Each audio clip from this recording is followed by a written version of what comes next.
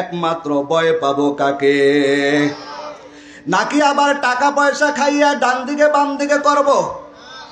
এ দুনিয়ার মুসলমান, ডাইনে বায়ে করার কোনো সুযোগ নাই।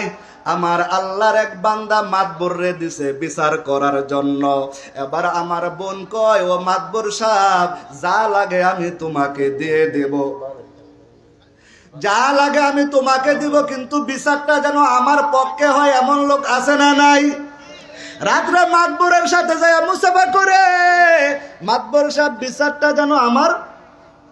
মহিলা বড় চালাক, কয় মাতবর সাহেব যা লাগে সব নেন, কানের দুল, নাকের গহনা, কানের গহনা সব নিয়া দিছে।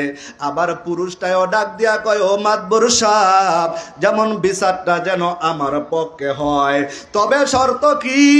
কয় আমার ঘরের মধ্যে একটা বলদ আছে, এটা আপনারা দিব, কিন্তু ওই মহিলারে কি করতে হইব? সাইজ করতে হইব।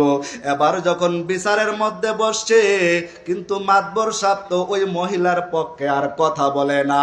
মহিলা ডাক দিয়া কয়, মাতবর সাহেব, কিন্তু মহিলা স্বর্ণ দিছে, তো মুখটা কইতে পারে, মজবার মধ্যে কইতে পারবো?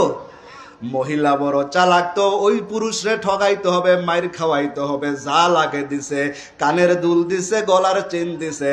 এবার বড় মজলিসের মধ্যে ডাক দিয়া কয়, মাতবর সাহেব, কয় কি? কয় স্বর্ণ মুখে কোন কথা? কি কয়? কয় স্বর্ণ মুখে কোন কথা। মহিলা তো বড় চালাক, স্বর্ণ দিছে, এটা তো বড় মজবার মধ্যে আর কইতে পারে না।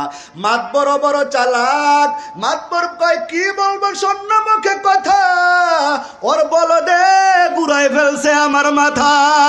চিল্লায় বলেন, এমন বিচার হয় কি হয় না? এই জন্য যদি আল্লাহর কাঠগড়ায় দাঁড়াও রে ভাই, এ দুনিয়ার মুসলমান